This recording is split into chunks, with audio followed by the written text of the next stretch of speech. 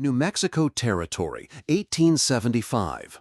The desert sun was sinking red when Daniel Harper saw her, barefoot, dress torn open, stumbling through the sagebrush with blood seeping between her fingers.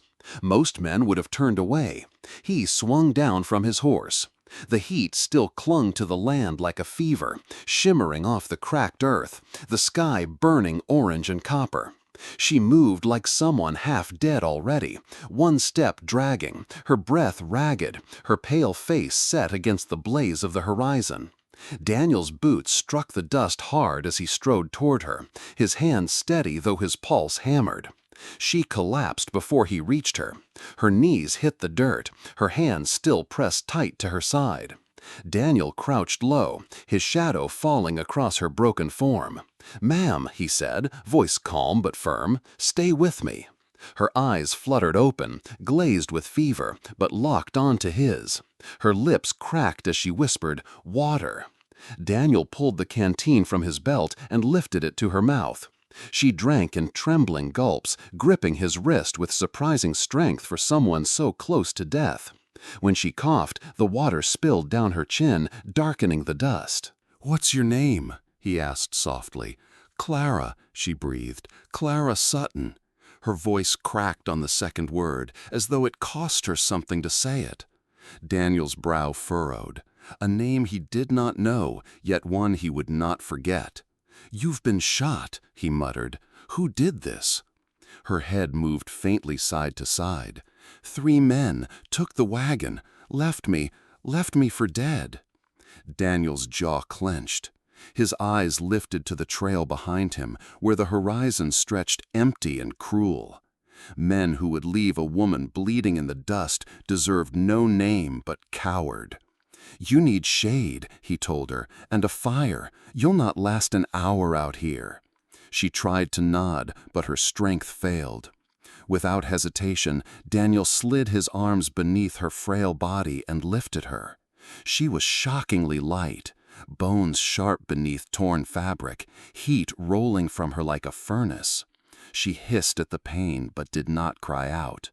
His horse followed without a lead as he carried her across a dry wash toward a stand of cottonwoods. The stream there still ran, shallow but cool, whispering against smooth stones. He laid her gently in the grass, tore a strip from his shirt, and soaked it in the water before pressing it to her wound. Clara's eyes closed tight. "My children," she gasped. Daniel stilled. "Children?" "Anna, she's 7. Samuel, he's 5. I hid them in the brush when the men came." Tears carved paths down her dust-streaked cheeks. "I don't know if they—" Her voice broke. Daniel's hand remained steady on the cloth, but his chest tightened. He leaned closer, his voice low, unyielding. "We'll find them. I give you my word." Her eyes opened, cloudy but searching, and in them he saw both terror and the fragile spark of hope. Above them, the desert sky deepened to crimson, and the first stars broke through. Daniel stayed crouched by her side, and for the first time in a long while, he whispered words his mother once said when all else failed. "I will never leave you nor forsake you." The words hung in the twilight air, half prayer, half vow. Daniel worked quickly, the way a man does when hesitation means death. He tore more cloth from his shirt, pressed it firm against Clara's side, and kept her drinking in small sips, careful not to choke her. The wound was ugly, clean through, thank God, but the bleeding had slowed. Her skin burned with fever. In the wavering half-light, her face looked almost ghostly, framed by tangled curls, lips dry and cracked. Yet she clung to him, as though sheer will alone could anchor her against the darkness pulling her under. "Easy now," he murmured. "Stay awake if you can." Clara's gaze drifted to the cottonwoods above them, their leaves stirring in the breeze. "You shouldn't," her voice faltered, weak but stubborn. "You shouldn't be here. Men like that, they'll come back." Daniel dipped the cloth into the stream again, wrung it out, and laid it fresh against her wound. "Then they'll find more than they bargained for." She gave a broken laugh that turned into a wince of pain. "You don't even know me. I know you're bleeding in the dirt, and I'm not the kind to ride away." For a long moment, the only sound was the rush of water over stones and the distant cry of a night bird. Daniel kept his hand steady, forcing calm into his voice, though his thoughts raced. She had children, 2 young ones, dragged off by men without honor. Every mile that passed would put them further from reach. Clara's eyes fluttered shut, then snapped open again as though she feared sleep itself. "Anna, she had her mama's locket," she whispered. "Silver chain. Samuel, he limps on his right foot. Don't let them forget me." Daniel met her gaze, firm, unflinching. "They won't. You've got my word." Her lips trembled, but she gave the faintest nod. The fight in her was still there, buried deep beneath blood loss and exhaustion. It was enough. The desert grew cold fast as the sun slipped away. Daniel built a small fire from dry cedar he gathered at the wash's edge. The flames licked high, throwing long shadows across the clearing. He brewed coffee in a blackened tin pot, the bitter smell cutting through the night air, and spooned a few wild berries into Clara's hand. She ate them slowly, each swallow a battle. He stayed beside her, feeding her water, adjusting the cloth, keeping the fire alive. She didn't sleep, just drifted in and out, whispering names into the dark. Sometimes she gripped his hand tight, her nails biting his skin, as though holding on to him was the only tether she had left. Near dawn, when the horizon burned faint silver, she stirred again. "Why?" she asked, her voice little more than a breath. "Why would you risk yourself for me?" Daniel stared into the fire a long moment before answering. "Because once, when I was a boy, I watched my mother wait at the road every evening, waiting for a man who never came back. It eats you alive, that kind of waiting. I swore if I could stop another soul from living like that, I would." Clara blinked at him, tears glistening in her fevered eyes. She whispered a single word, almost inaudible. "Mercy." Daniel bowed his head. The fire cracked, the morning wind swept low through the cottonwoods, and in the hush of that hour, he let the silence itself be the answer. If you found this helpful, a quick like really helps us keep creating. The old adobe house stood at the edge of a dry arroyo, its walls sun-baked and weathered, smoke curling faintly from a crooked chimney. Daniel rapped his knuckles once on the door before pushing it open. "Isabel," he called. A woman appeared in the doorway, shawl pulled tight against the evening wind. Her black hair was streaked with silver, her eyes sharp but kind. "Senor Harper," she said, surprise in her voice. "It's been years." Daniel shifted Clara in his arms. "She's been shot, needs tending fast." Isabel didn't waste words. She stepped aside, motioning them in. The room smelled of herbs and wood smoke, a single lantern casting gold across the rough plaster walls. A small crucifix hung above the hearth, its shadow long in the flickering light. Daniel laid Clara gently on a narrow bed near the fire. Isabel knelt beside her, pulling a bundle of cloth and a bowl of steaming water from a shelf. "You found her out there?" she asked as she worked. "Stumbling through the sagebrush," Daniel replied. "Men left her for dead, took her wagon, maybe more." Clara stirred, her voice thin but urgent. "My children!" Isabel glanced at Daniel, but said nothing as she cleaned the wound with brisk, practiced hands. Clara winced but did not cry out. When Isabel stepped away to fetch broth, Daniel sat close, watching Clara's face in the firelight. She looked less ghostly now, though still pale, her hair damp against her temples. Her eyes found his, weary but fierce. "You didn't have to bring me here," she whispered. Daniel's tone was steady. "Wasn't about choice." Stretched, broken only by the crackle of the fire. Then Clara spoke again, voice low, almost ashamed. "I was married once, thought it would mean safety, but he was not a kind man. Fever took him last year, and I cannot say I mourned it." Daniel said nothing at first. He only adjusted the blanket around her shoulders, his hand resting lightly on the quilt. She searched his face as though expecting judgment, but he offered none. "You don't have to talk about it," he said gently. "I want to," she answered. Her lips trembled, then steadied. "Because maybe if you know, you'll understand the silence I carry." Her words settled heavy between them, a confession and a shield all at once. Isabel returned, setting a bowl of broth on the small table. "Drink," she said firmly, lifting the spoon to Clara's lips. Clara obeyed, swallowing in slow, careful sips. But when the spoon was lowered, she looked at Daniel again, desperation flaring in her eyes. "My children, Anna and Samuel, did I tell you their names? You must find them." Daniel leaned closer, his voice a vow. "We'll find them." "That's a promise." Clara's breath shuddered out, half relief, half exhaustion. Her eyelids fluttered shut, but her hand reached weakly across the blanket until it brushed his. Daniel did not pull away. He let her fingers curl faintly around his, as fragile as dry grass in the wind. And in that moment he understood. The danger was not just the men who had taken her children.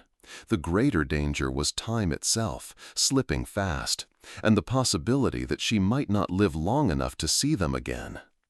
Santa Fe smelled of dust and horses, the narrow street alive with wagons creaking and vendors shouting over one another. Daniel kept his hat low as he walked past a line of adobe storefronts, his eyes scanning for the man he needed. Cal Donovan leaned against a hitching post outside the saloon, a wiry figure with quick eyes and a half-smile that never quite reached them. Daniel hadn't seen him in 3 years, but Cal had a way of hearing things most men didn't. "Harper," Cal drawled when he spotted him. "Thought you'd ridden north long ago. What drags you into Santa Fe?" Daniel didn't waste time. "Looking for a wagon. Passed through days ago, 2 children with it." Cal tilted his head, considering. "Depends what it's worth to you." Daniel slipped a silver dollar into his palm. "Worth enough." Cal bit the coin, then leaned closer. "You're talking about Roy Beckett. He came through on a borrowed wagon, 3 men riding with him. Word is he's run up debts with some bad folks out of Prescott, owes more than he can pay." Daniel's jaw tightened. "And the children?" Cal's expression shifted, something darker in his eyes. "Still with him. Boy limps. Girl's got a locket she wouldn't let go of. But Harper, Beckett's desperate. A man like that, he might try selling them off. Flesh brings coin in the wrong places." The words burned in Daniel's ears. He felt the muscles in his hands coil tight, fighting the urge to draw steel right there in the street. Instead, he gave a single sharp nod. "Where?" he asked. "Heading east, keeping to the back trails. Malpai's country, most likely. If you ride hard, you might catch him before he disappears into the rim." Daniel turned on his heel, mounting his horse without another word. When he returned to Isabel's house that evening, Clara was waiting on the porch, wrapped in a faded quilt. She was pale, but her eyes were clear, watching the road with unshaken resolve. "You found something," she said the moment he dismounted. Daniel tied his reins, met her gaze. "Roy Beckett, he's got them. Still alive, far as I know." Her breath caught, the blanket clutched tighter around her shoulders. "Then we leave tonight." He shook his head. "You can't. You're still healing." Clara straightened, her voice firm despite the tremor in her hands. "They are my children. If I can walk, I can ride. I will not be left behind." Daniel studied her, weighing the fire in her eyes against the weakness still in her body. For a moment, silence pressed between them, broken only by the creak of the windmill and the cry of a crow overhead. Finally, he gave a slow nod. "Then we ride at first light." Clara's shoulders eased, but her chin stayed high. She had won more than permission. She had claimed her place in the fight. As Daniel turned to unsaddle his horse, he felt the weight of Cal's warning settle in his chest. Beckett was no ordinary thief. He was a man cornered, desperate enough to do anything, and desperation was more dangerous than greed.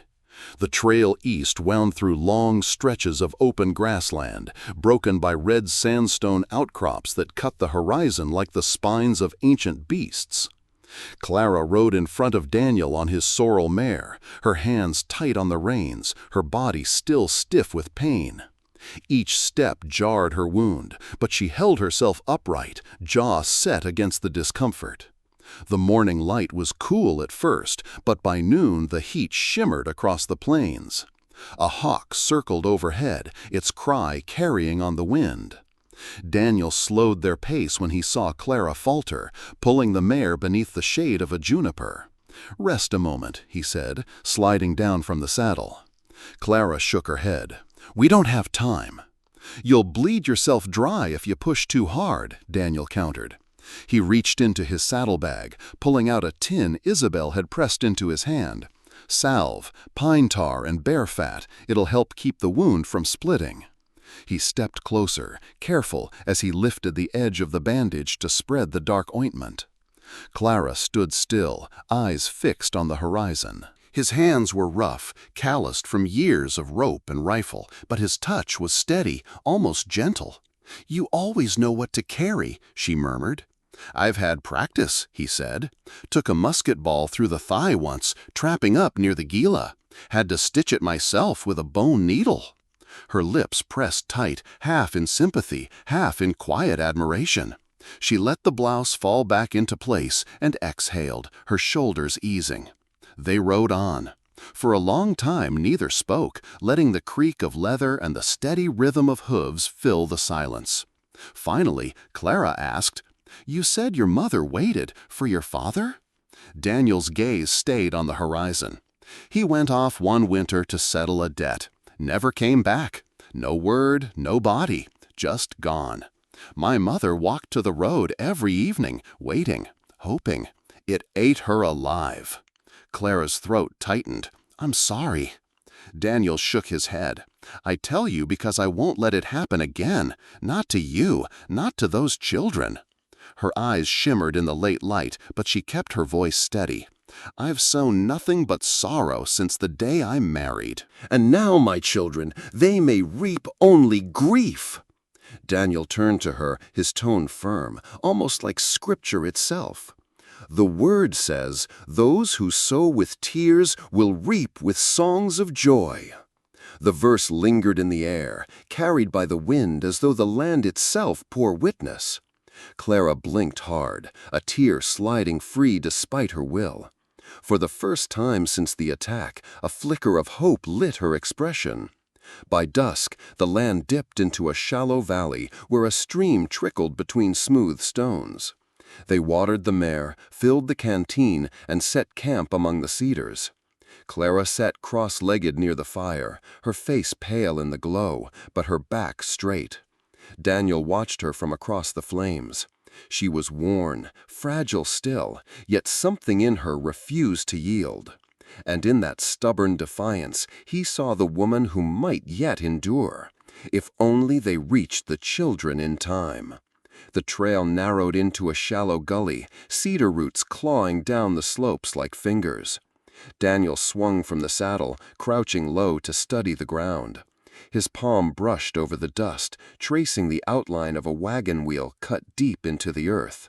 "Fresh," he murmured. "Less than a day." Clara slid carefully from the mare, wincing as her boots struck the dirt. She steadied herself against the saddle, then followed his gaze. "How can you tell?"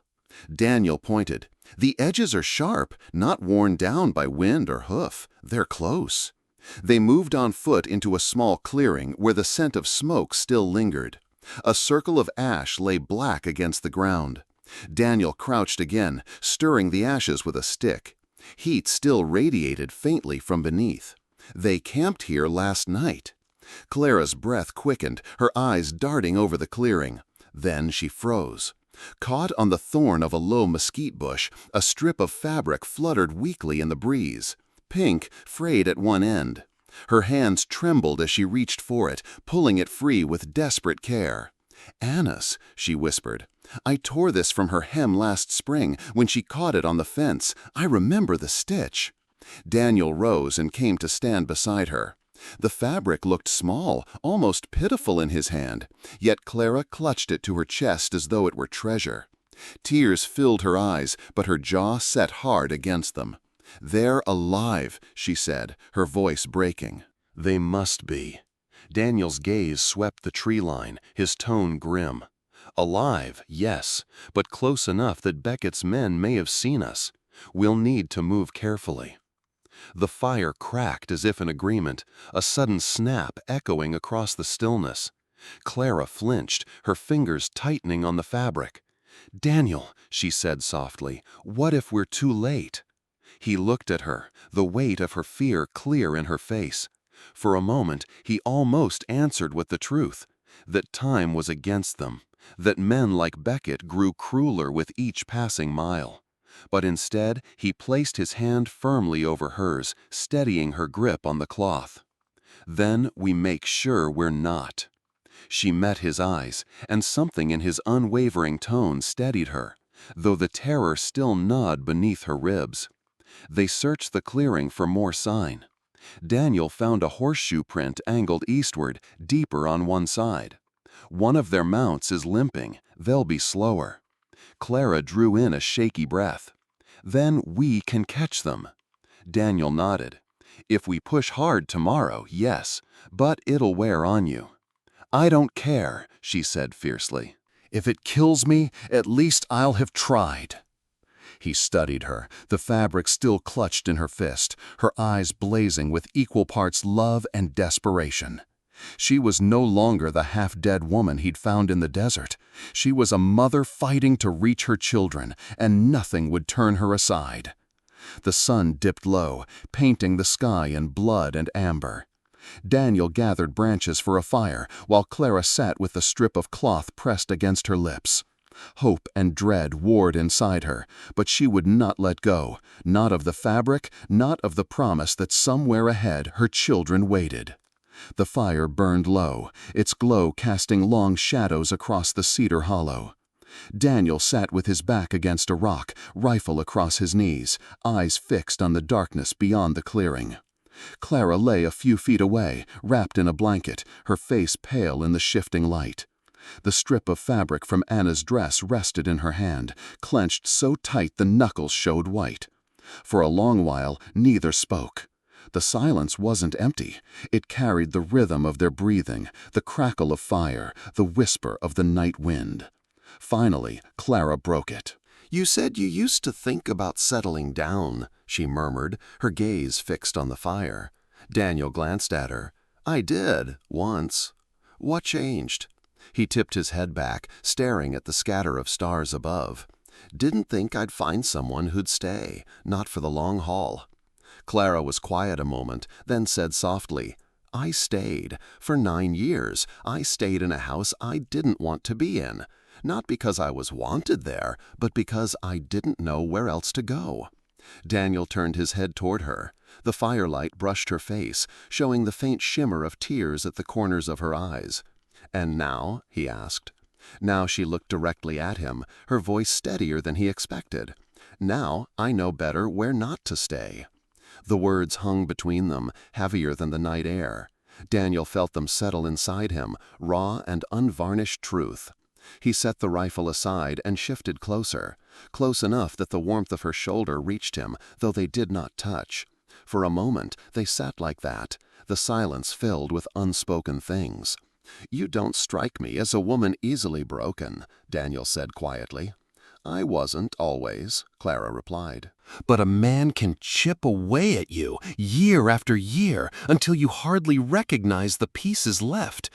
My husband—" She stopped, pressed her lips together, then forced the words out. "He was not cruel in the ways people think of. He was cruel in silence, in absence, in the way he looked through me like I wasn't there. The fever took him, and I felt only relief, and shame for the relief." Daniel's eyes softened, but his tone was firm. "There's no shame in surviving, no shame in wanting more than emptiness." Clara's hand trembled slightly as she set the strip of fabric down beside her. She turned toward him, her features half lit by firelight, and whispered, "I didn't expect kindness, not after everything, not from a stranger on the trail." Daniel met her gaze, steady, unwavering. I'm not doing this out of kindness." Her brows furrowed faintly. "Then why?" He hesitated, then answered with the plain truth. "Because if someone had found my mother bleeding in the dirt and walked away, I'd never forget it. Not in this life, not the next." The words struck her like a slow toll of a bell, reverberating deep inside. She reached out, almost without realizing it, and her hand found his. This time, he did not let go. The fire cracked, sparks leaping into the sky like fleeting stars. Around them the night pressed close, yet in the hollow of their camp a fragile bond had been forged, one born of sorrow, sharpened by danger, but held together by something neither dared name aloud. By the third day on the trail, the land grew harsher. The grass thinned into rocky slopes, and the rim country rose ahead in jagged terraces. The air smelled of pine and dust, and each bend in the trail carried the weight of nearing danger. Daniel reined in his horse at the crest of a ridge, raising a hand for Clara to halt. Below, in the shadow of two outcrops, a wagon sat with one wheel braced by a branch. Smoke curled thin from a small fire. Shapes moved about the clearing. 3 men, lean and rough, their gestures sharp even at a distance. Clara's heart leapt into her throat. She leaned forward, eyes scanning desperately. "Do you see them, my children?" Daniel squinted, studying every corner of the camp. At first he saw only the men, their weapons glinting faintly.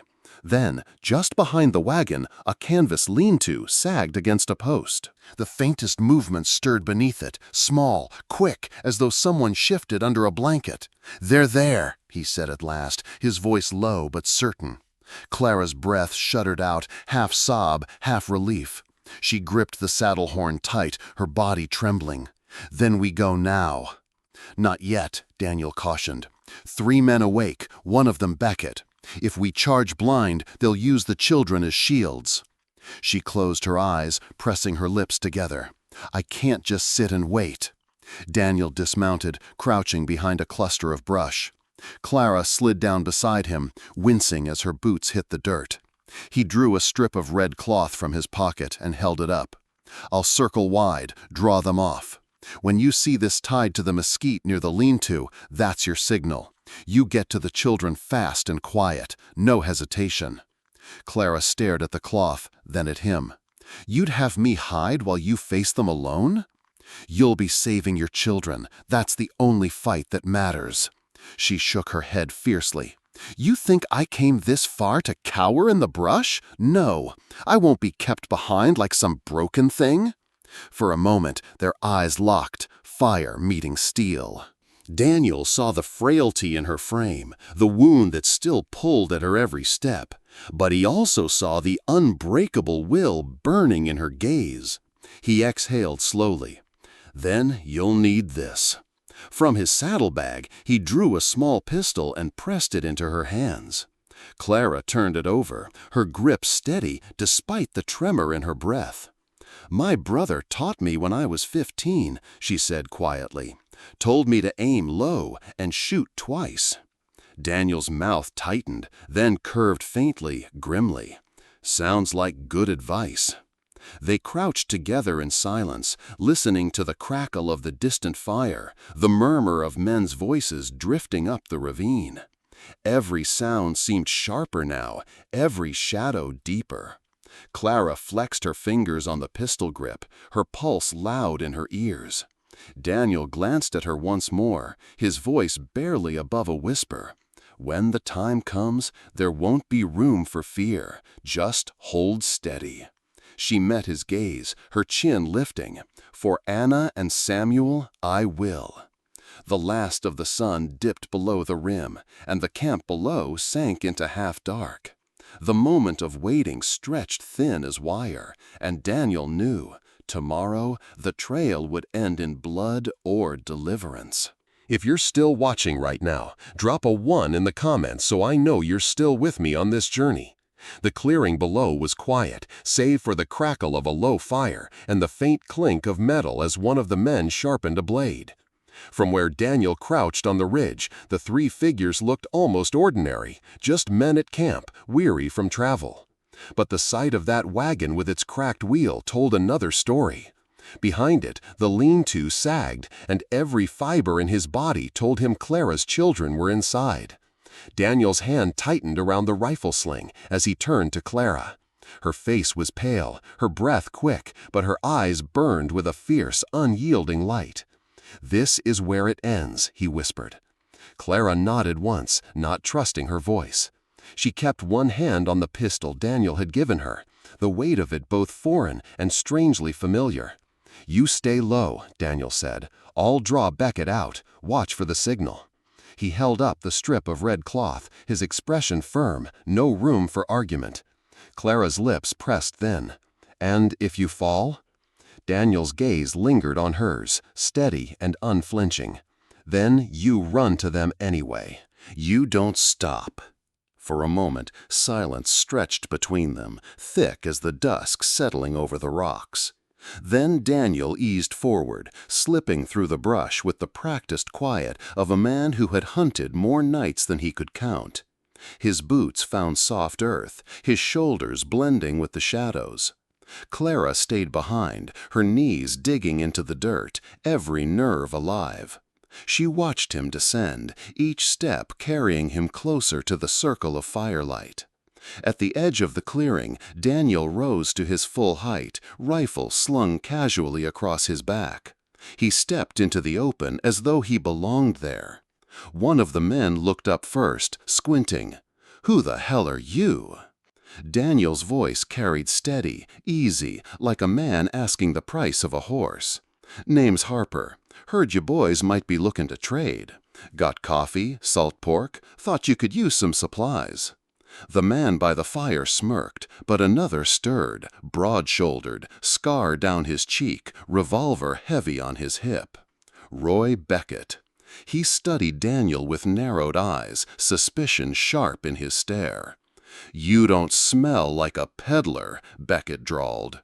Daniel let a faint smile tug at his mouth. "Don't dress like one either." Beckett rose slow, every movement deliberate, his hand brushing the butt of his pistol. "What's your business, Harper?" Daniel's jaw set. He took one step closer, boots scuffing against the hard earth. "I'm here for the children." The clearing went still. Sparks popped in the fire. The air itself seemed to hold its breath. Up on the ridge, Clara's heart slammed so hard she thought it might give her away. She pressed her body lower, inching along the rocks, eyes locked on the canvas lean-to. A small sound carried to her ears, a cough, faint but real. Anna. Her throat tightened, but she forced herself onward, moving slow, every muscle screaming with the need to run. Daniel's voice rose behind her, steady and unyielding, drawing every gaze. Clara's fingers brushed the pistol grip. The children were just ahead, one more stretch of shadows, one more heartbeat. This was the point of no return. Roy Beckett's mouth twisted into something between a smile and a snarl.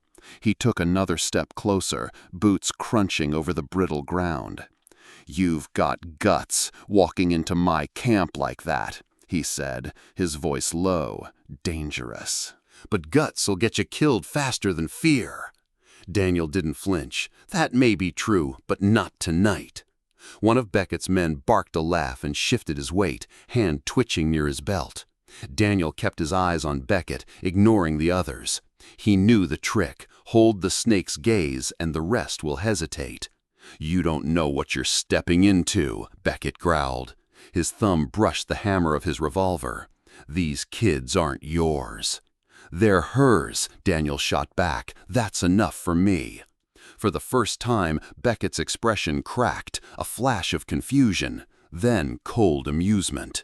"Ah, so that's it. You've taken up with the widow. Thought she'd be grateful if you played hero?" He spat into the dirt. "She's nothing but trouble, Harper. Always has been. You can ride away right now and save yourself the hole I'm about to put in you." Daniel's voice hardened. "I've ridden away from too many things already." Silence followed, sharp as a blade. The two men stood locked in the fire's glow, shadows stretching long across the clearing. One heartbeat, then another. Meanwhile, Clara pressed against the side of the wagon, her breaths shallow. The canvas flap of the lean-to hung just feet away. She could hear voices inside, small, muffled, frightened. Her knees trembled, but she pushed forward, 1 inch at a time. Her hand trembled as she brushed the canvas. Slowly, carefully, she lifted the flap.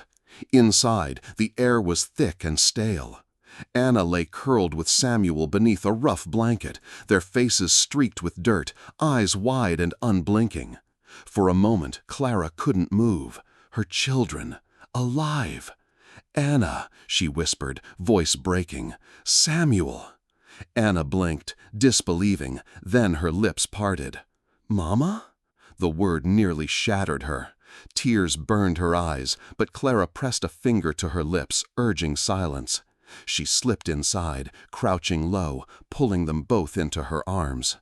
They clung to her instantly, their small bodies shaking, their breath hot against her neck. "Shh," she whispered, rocking them. "I've got you now. I won't let go." Outside, Beckett's voice rose, sharp with command. "Boys, circle him. If he twitches, shoot him dead." Daniel's hand hovered near his rifle, but did not move. He stood tall, shoulders square, calm as a man facing a storm. "You think you've got men," he said evenly, "but you're standing alone." Beckett sneered. "Then prove it." The hammer of his gun clicked back, loud as thunder. The air tensed, every man on edge, the fire throwing sparks into the dark. And Clara, clutching her children in the shadows of the lean-to, prayed under her breath, not for her own life, but for his. The night broke with a sound like the sky itself splitting. Beckett's revolver barked, flames spitting from the muzzle. But Daniel had already moved. He dove sideways, the shot grazing bark from a pine behind him. In one motion, his rifle came off his shoulder. He fired back, the crack echoing through the ravine. Beckett staggered, his hat flying as the bullet tore past his ear. "Get him!" Beckett roared, fury twisting his features. The camp erupted. One of the outlaws lunged with a knife, the other drew his pistol. Daniel ducked behind the wagon, pumping another round into the chamber. The fire popped, throwing shadows that jerked and danced like devils. Inside the lean-to, Clara froze, clutching her children tight. Anna whimpered. Samuel buried his face against her skirt. She whispered, "Quiet now, just quiet," though her own heart thundered loud enough to shake her ribs. Then a shadow fell across the canvas. One of the men had broken from the fight, circling back, eyes narrowing at the shape inside. "Well, well," he drawled, tugging the canvas flap aside. His pistol gleamed. "What have we here?" Clara rose without thinking, shoving Anna and Samuel behind her. Her hand shot to the pistol Daniel had given her. The outlaw sneered. "Put that down, sweetheart, before you hurt yourself." Her grip tightened, her finger trembling against the trigger. She remembered her brother's words. "Aim low, shoot twice."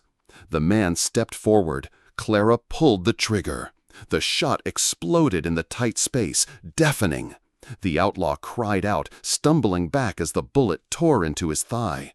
He dropped his pistol, clutching the wound. Clara's hand shook, but she raised the gun again. "Stay down," she hissed, voice ragged but firm. Outside, Daniel seized the moment. He lunged from cover, tackling the knife-wielding outlaw, slamming the butt of his rifle into the man's jaw. The crack of bone split the air. The outlaw crumpled. Beckett fired again, the bullet sparking against stone inches from Daniel's head. Daniel rolled, dirt stinging his eyes, and came up to face him. Their gazes locked across the fire, the hunter and the hunted.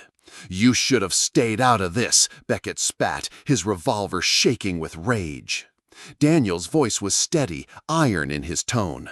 "So should you." They raised their weapons in the same heartbeat. 2 shots rang out, one after the other, blending into a single terrible sound. Smoke curled into the night, the fire crackling between them. For a moment, no one moved. Then Beckett staggered, blood blooming across his side. He dropped to one knee, teeth bared in disbelief. His revolver slipped from his grasp, clattering against the stones. Daniel's chest heaved, but he stayed standing, rifle still steady, eyes locked on the man who had stolen Clara's children. Behind him, Clara's pistol smoked faintly in her trembling hand, the children clinging to her skirts. The fight was not over, but the balance had shifted. Beckett clutched his side, breath coming in ragged gasps. His eyes, once sharp with cruel confidence, now burned with hatred and desperation. He staggered to his feet, swaying like a man already half in the grave. "You think this is over?" he snarled, spittle on his lips. "Those brats ain't worth dying for, Harper. You hear me? They'll only drag you down, just like their mother." Daniel leveled his rifle, calm and unyielding. "I've heard enough." But before he could fire, Beckett lunged. With a last burst of fury, he drew a hidden knife from his boot and charged. Daniel braced himself, but Clara's voice cut through the night. "Daniel!" He turned just in time. The blade flashed. Daniel twisted, the knife grazing his arm as he rammed his shoulder into Beckett's chest. They both crashed to the ground, rolling in the dirt, the firelight flickering over their tangled forms. Beckett snarled like a rabid dog, slashing wild. Daniel caught his wrist, the knife trembling inches from his throat. His muscles strained, every ounce of strength burning in his arms. Behind them, Clara watched, her heart hammering. Anna clung to her skirt, Samuel's small hand gripping hers. She felt the weight of the pistol still warm in her palm. Daniel's voice, hoarse and desperate, rang out, "Clara!" For a heartbeat, she froze. Then she raised the pistol, sighting down the barrel. Her hands shook, tears blurring her vision, but her voice was steady. "Let him go." Beckett's eyes darted up, his sneer faltering. "You won't do it," he spat. "You haven't got it in you." Clara's jaw tightened. For 9 years she had lived under a man's shadow, silenced, broken, and afraid, but not anymore. The gunshot tore through the night. Beckett's body jerked, the knife slipping from his grasp. His eyes went wide, then dim. He slumped sideways into the dirt, lifeless, the fire crackling at his back. For a long moment, only silence reigned. Daniel pushed himself upright, chest heaving, blood streaking his sleeve. His gaze met Clara's across the clearing. She still held the pistol, her hands trembling violently now that it was over. He reached her in 3 strides, lowering the weapon gently from her grip. "It's done," he murmured. "You're safe. They're safe." Anna and Samuel rushed forward, throwing themselves into their mother's arms. Clara collapsed to her knees, pulling them close, tears streaming down her face. She kissed their hair, their cheeks, their hands, unable to let go. Daniel stepped back, giving her the moment, his rifle resting loose in his hands. His eyes lifted briefly to the night sky, where stars burned cold and bright. Clara whispered against her children's hair, her voice breaking but filled with a fierce, trembling joy. "Taste and see that the Lord is good." The words lingered in the night air, wrapping the clearing in a stillness that was not fear anymore, but peace. For the first time in months, maybe years, Clara believed it. The fire in the clearing crackled, throwing sparks into the cool night air. Beckett's body lay motionless in the dirt, the sneer forever erased from his face. But the fight wasn't done, not yet. The outlaw Clara had shot groaned, clutching his leg, while the one Daniel had struck lay unconscious near the wagon wheel. Daniel moved swiftly, his rifle still at the ready. He yanked a coil of rope from the supplies and knelt, binding the groaning man's wrists tight behind his back. The man cursed, but Daniel only pulled the knot harder. "Best you save your strength," he said flatly. "You'll need it when the law comes." The second outlaw stirred, blood seeping from the wound at his jaw. Daniel dragged him upright and lashed him against the wagon wheel, ignoring his muffled protests. Within minutes, both men were trussed like cattle, their weapons tossed into the fire where the metal hissed and spat. Clara remained kneeling with Anna and Samuel, rocking them as though afraid they might vanish if she let go. But when Daniel returned to her side, she raised her head, eyes red but steady. "They won't follow us," he told her. His voice was calm, resolute. "Not like this." Clara nodded, though her arms tightened around her children. "I want them gone," she whispered, her gaze flicking to the wagon and the canvas where her little ones had been trapped. "Burn it, all of it." Daniel studied her face, then gave a single nod. Together they worked. Daniel heaved Beckett's body aside, stripped the wagon of blankets, water-skins, and what little food remained. Clara carried what she could, balancing the weight with Samuel clinging to her skirt and Anna holding her hand. Then Daniel set the canvas lean-to alight. Flames licked hungrily, devouring the ragged cloth, the wagon wheel splintering as the fire roared higher. Clara stood back, holding her children close, her face lit by orange glow. The smoke curled upward into the dark sky, carrying with it the stench of fear, of captivity, of all that Beckett had tried to make hers. Anna whispered, "Mama, will it all go away?" Clara bent and kissed her daughter's hair. "Yes, darling," she murmured, "it's gone now, and it won't touch you again." Daniel lingered by the fire until the flames had taken everything. He kicked dirt across the edges, ensuring nothing would survive. Then he turned to Clara, his expression softening at the sight of her pressed between her children, strong despite the trembling in her hands. "We should move," he said, "before dawn, put some distance between us and this place." Clara met his eyes. There was no fear in her gaze anymore, only determination. "Yes," she said quietly, "forward." The words seemed to settle over them, final as the smoke rising into the heavens. Daniel saddled the horses, while Clara settled the children onto blankets. By the time the last ember died, the camp that had held them captive was nothing but ash. And for the first time, freedom felt close enough to touch. Morning came soft and pale, as though the land itself was weary after the night's violence. Mist rose off the riverbank, curling low across the stones.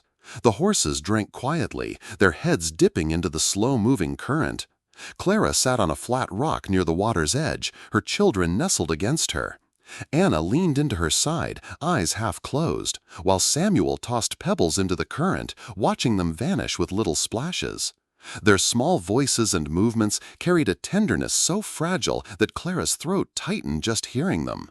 She had feared, terribly, that the children would not remember her, that Beckett's lies or the sheer weight of time apart might have erased her place in their hearts. But when Samuel had clung to her last night, whispering "Mama," it had broken something inside her, something heavy, something long chained. Now, as Anna reached up and brushed a stray curl from Clara's cheek, smiling shyly, she knew with certainty they had never stopped belonging to her. Daniel approached from the tree line, his sleeves rolled, his arm bandaged from where Beckett's knife had grazed him. He carried a bundle of wood in one arm and a string of fish in the other. His steps were steady, quiet, like a man who knew his place was no longer the trail alone. "They ate some bread," Clara told him softly as he set down the fish. "Anna wanted more, but I told her to wait." Daniel gave a small smile, crouching by the fire pit to set the wood. "Good, we'll cook these, put strength back in all of us." For a moment, silence stretched between them, but it wasn't heavy, it was full, like a field before harvest. Clara watched him work, the sure movements of his hands, the way he kept glancing at Samuel's limp to make certain the boy wasn't straying too far. Finally, she spoke. "They still know me," she whispered, her voice catching. "I was afraid." Daniel lifted his gaze to her. His eyes were steady, certain. A mother's face doesn't fade that easy, not from a child's memory, not from their hearts. Clara's hand pressed against her daughter's back, her fingers trembling. She swallowed hard, then nodded, a tear slipping free. Daniel rose and stood beside her, looking out at the mist lifting from the river. "Where will you go?" he asked gently. Clara turned to him, her children warm against her sides. She met his gaze, her voice firm, clear in the cool morning air. "We are not going back," she said. Her words hung like a bell ringing across the stillness. Then softer, but no less certain, "We are going forward." Daniel's jaw tightened, not with resistance, but with quiet resolve. He nodded once, the kind of nod that sealed more than an agreement. Together, with the river whispering at their fate and the ashes of the past left behind, they began to imagine the road ahead, not as fugitives, but as a family. If you like this video, please comment number 9. If you don't like it, please comment number 0. The road eastward stretched wide and pale beneath the morning sun. Dust lifted from the horses' hooves, trailing behind like a faint shadow of all that had passed. Clara rode steady, Samuel balanced in front of her, Anna holding tight behind. Daniel rode close at her side, his rifle slung across his back, his eyes scanning the horizon with quiet vigilance. For the first time since Santa Fe, there was no sound of pursuit, only the creak of saddle leather, the soft snort of horses, and the laughter of children who no longer feared each passing mile. By late afternoon, the land softened. Harsh plains gave way to rolling hills dotted with oak and cottonwood. In the distance, a cluster of rooftops appeared, smoke rising gentle from chimneys. A church steeple caught the sunlight, its bell long silent but still standing proud. "Pine Hollow," Daniel said, nodding toward the town. His voice carried something steady, something like promise. Clara's chest tightened. It had been years since she had set foot in a town without fear shadowing her steps. The thought of faces, curious, judging, remembering, made her grip the reins tighter. But when Anna leaned forward, pointing excitedly, and Samuel whispered, "Mama, is that home?" Clara drew a deep breath. "Yes," she said softly, almost to herself. "Yes, it can be." They rode down the main street as the sun dipped low. Pine Hollow was modest. A blacksmith hammering sparks from an anvil. Children chasing one another past the mercantile. A woman sweeping her stoop. Conversations quieted as townsfolk turned to watch. Some eyes lingered on Clara, the widow who had once vanished without a word. Some whispered, some frowned, some looked away. But then, from a small clapboard house tucked behind a leaning oak, the door opened. Martha Reyes stepped out, wiping flour from her hands onto her apron. Her hair was grayer now, her shoulders bent, but her eyes were sharp as ever. She froze when she saw Clara, her lips parting in disbelief. "Lord above," she breathed. "Clara Mercer?" Clara dismounted, her knees weak but her back straight. She held Samuel's hand and reached for Anna's. "Martha," she said quietly, "it's me." Martha's gaze flicked to the children, then to Daniel at her side. For a long moment, silence stretched. Then Martha's face softened. "Well," she said, her voice steady though her eyes glistened, "there's a face I never thought I'd see again." Clara swallowed. "I need work, and my children, they need shoes, coats, a place." Martha stepped aside without hesitation. "Come in then. The Lord provides, Clara. He always does." Inside, the house smelled of bread and wood smoke. Anna clung shyly to Clara's skirt until Martha knelt and offered her a slice of warm cornbread. Samuel took it with wide eyes, chewing quickly, then leaned against Daniel's leg as though trust had already taken root. Martha's kitchen was humble but alive with warmth. She set another loaf on the table, poured milk into clay cups, and watched as the children devoured each bite. Then she turned to Clara, her voice firm. "You can stay here. The back room's empty.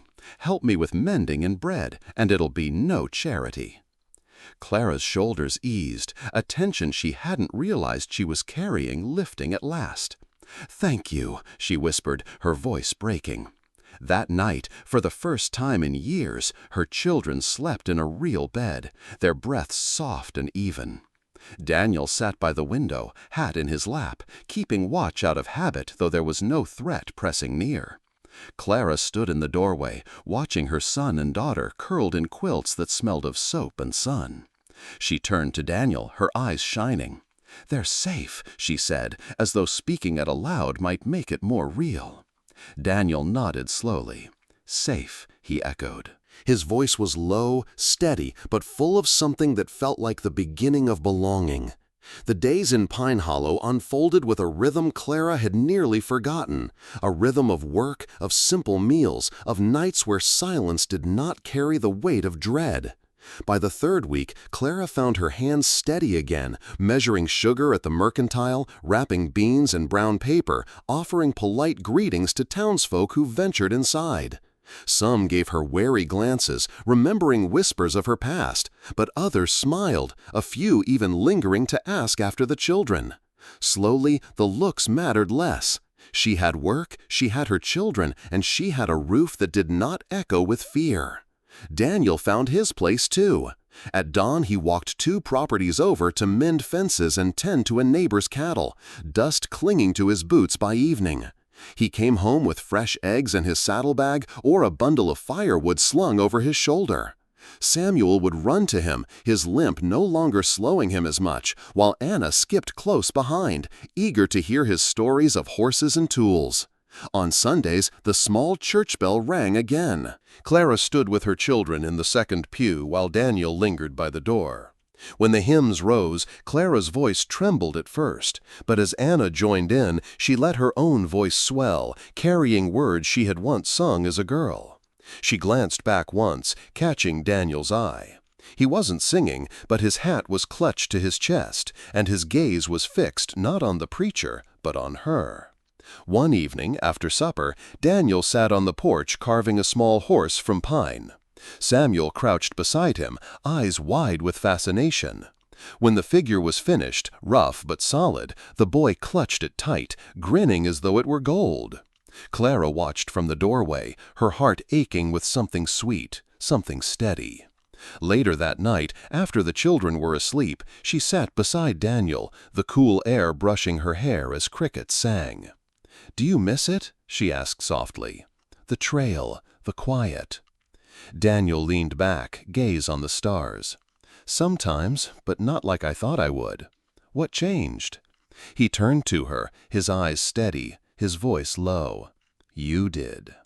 Clara's breath caught, her hands tightening in her lap. She had lived a life where her worth had been dictated, measured out in cruelty and silence. But here, under the fading light, she felt something different, choice. "I want to marry you," she said, the words startling even herself with their certainty. Daniel blinked, the knife in his hand stilled. "Clara, are you sure?" She nodded, her voice firm. "I've lived long enough being told what I was worth. I want to choose it now, and I choose this. I choose you." He stared at her for a long moment, then his roughened hand closed over hers. "Then we'll make it a good life," he said softly. "Not perfect, not easy, but honest. Ours." The wedding was small, modest, but no less sacred for its simplicity. A preacher from the next town over came, standing beneath the wide branches of the oak tree behind Martha's house. Anna carried a basket of wildflowers, scattering petals along the grass, while Samuel stood straight beside Daniel, his small hand tucked into the man's coat pocket. Clara wore a dress Martha had let down and hemmed in, her hair tied with a borrowed blue ribbon. Daniel wore his best shirt, scrubbed clean at the collar. There was no music, no crowd, only the wind stirring the leaves and the words spoken clear and strong. When Daniel took Clara's hand, rough palm against her slender fingers, it was not a hurried grasp, but one that steadied, that promised. Their kiss was unhurried too, carrying not the urgency of escape, but the quiet triumph of having endured, of having chosen. For the first time, Clara did not feel as though she were merely surviving, she was home. Years later, Clara would sometimes sit on the porch swing Daniel had built, the creak of its chains blending with the soft laughter of her children in the yard. The scars of her past never fully vanished, but they no longer defined her. They became the soil from which a stronger, gentler life grew. When Daniel pressed a kiss to her temple at dusk, she knew the wilderness had given her more than hardship. It had given her a new beginning. Stories like theirs remind us that the Wild West was not only gunfights and dust, but lives rebuilt, families restored, and faith carried through suffering. These are the true Wild West stories, where grit meets grace, and every sunrise is a promise of hope. If you believe in second chances, resilience, and love that endures, follow along for more tales that keep the frontier spirit alive.